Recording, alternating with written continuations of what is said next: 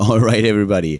As you can probably see already with the surroundings here, we are still in Sweden, or at least I'm still in Sweden. I'm currently back at the hotel. We had our second day actually at the final at DreamHack. It was pretty sweet, pretty awesome. We have at least one team from Europe in the top four, so already one of the Western teams. And tomorrow, my Sanity has to play against MVP Black.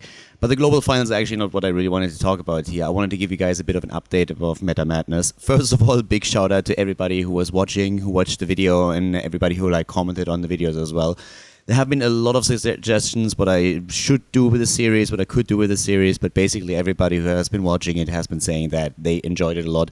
The teams actually enjoyed it also quite a bit. I talked to most of the teams, especially to the drafters, and the feedback that I got from all the players was that they really loved the series, they loved to play it, and especially Fnatic seemed to be having a lot of fun drafting and just going through some kind of crazy hero setups. In the end, though, a lot of people have also been suggesting that we should maybe even go a step forward with the whole thing and say, we do, for example, something where every hero can only be played once. And as tempting as that might be, the whole idea of the series is a bit different. So what we're trying to do with META Madness is actually not to force players into these Gazlo and murky picks that a lot of people were of course hoping for, but it's more of trying to just maintain the competitive aspect of the entire games and really run tournaments where the teams are going to try hard quite a bit and where they still have a chance to build a composition that actually makes sense. Because if we go a bit too far and turn it into a full clown fiesta and teams have to go YOLO, then at some point it really loses this competitive edge and the teams are going to lose the interest. So we're not going to really take that step. I still want to run a couple of reverse draft events in the future.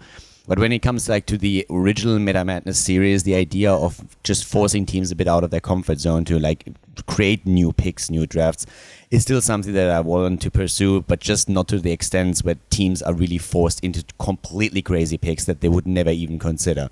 We have to change the lineup a little bit, the format a bit. I already mentioned when I started the first series that one of the ideas was to run a best of 5 first of all, to just see how things are going to develop there. And I think especially in the first series that we had, we could already see that even in game 3 and 4, it was still possible to create pretty solid compositions, but with a very cool hero combo. So it was actually really sweet to see. But if you're going for a tournament, for example, and we are going away from the show match as is, then we have to change the format a bit and we have to lean more towards the best of 3, because best of 5 tournaments would just take way too long, especially if you're going to try and fit in, let's say, for example, 4 or 5 series on a day. So the format is going to be changed quite slightly. I talked to most of the teams, and especially the drafters for the teams had a bit of a say in it as well. So in the next tournament that we're going to run with the META Madness rules, we're going to go into a best of 3 format instead. But to keep things a little bit interesting and also kind of solve the problem that the first map was always very standard, we're going to start this best of 3 with a community voting actually 4 heroes that are going to be completely banned out of the tournament. That is going to create already quite some tricky moves on the first map. And it's going to make, of course, the best of 3 series also a lot more exciting and is a bit more reminiscent of the best of 5 that we had. So it should actually be pretty cool. The teams will then have the opportunity to play more series throughout the day, and therefore we're also going to have that final moment where you see the best 2 teams collide with each other. And that should actually create a very, very cool dynamic here. The reason why I actually decided to make sure that the community is going to ban out the heroes is pretty simple. People have been criticizing a bit and have been saying hey, pro teams are just going to ban for example, a Nova in the first game or a Gazlo. And the reason why that is not really working is that if one team tries to do that, the other teams is just going to pick the meta picks and is going to punish them for it. We saw that actually pretty clearly when Fnatic played against Team Liquid. The problem, though, is if I let the teams ban these pre-bans that I wanted to introduce for the first map, then there's no downside to it. They could actually just simply ban out bad heroes and nobody would punish them. But if I present, for example, 10 heroes to you guys, to the community, and the top 4 voted heroes get banned out for the entire tournament, then that problem doesn't exist anymore. So we would start into a best of 3 series with 4 heroes already being banned before the draft even starts. And that kind of creates the entire spirit with which we are going to try and run that tournament. So that's kind of the future of META Madness. I actually already plan and I'm already organizing the next tournament. I'm actually going to try and do that before the next regional final in Europe is going to take place. And of course, for all North American viewers, I can already tell you right now that I definitely plan on bringing the series over to NA too. I talked to a few of the teams here as well. Gale Force, for example, is very interested to participate in it too. The guys are having a lot of fun here, even of course it's kind of sad that they already were like dropped out of the tournament, but they're definitely interested to play in that. And I think a lot of the North American teams that didn't make it here would probably play in that as well. So I'm definitely planning that. I plan reverse drafts, but the next step for me is to create a small one-day tournament where we have that. I'm going to fund the prize pool once again, and of course, like, big shout out already to all of the supporters. There were a lot of people on Reddit, on Twitter that have been suggesting that I should start something like a Kickstarter. I've actually been thinking about it quite a bit, but the idea is, like, for me, Kickstarter is something that you do for like a one-time event, right? So if I wanted to like create a big 3-day tournament, then I needed a massive prize pool. It's probably something that I would consider.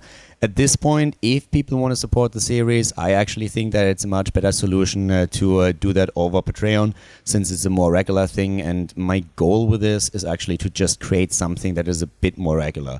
So outside of the global circuit that Blizzard is, of course, still running, I want to have some regular tournaments, maybe not like on a weekly basis, but every now and then when we have like those 1 or 2 free weekends where I just can throw that in so that people have during the downtime something else to watch that breaks that meta and that's like staleness a little bit.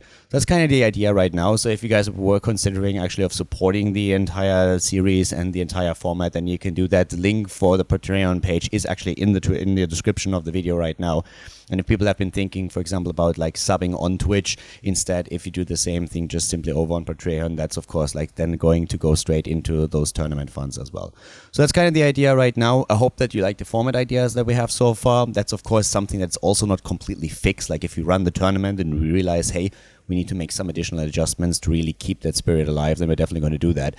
But at this point, we're going to take it step by step. And like all the drafters that I've been talking to from the teams have been saying that they think it's actually going to be a really nice approach, especially since the pre-bans are already forcing the teams to be very innovative going into a game number 1. And as the community is going to ban those heroes, it's going to create also some kind of like a little bit of a spirit in which the community can just like, listen, that Khaldor, I've seen him so much recently, I want to get rid of that guy.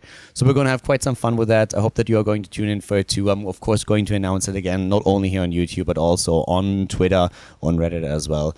Yeah, that's kind of it. So guys, big shout out here from Sweden. I hope that all of you are watching the Global Championship here. I hope that all of you are going to watch the next META Madness as well. And I'm going to keep you updated as soon as I know an exact date of when we're going to run this. Still have to talk to a couple of teams, but I can already promise you that we are going to have some of the top teams in Europe participating in it.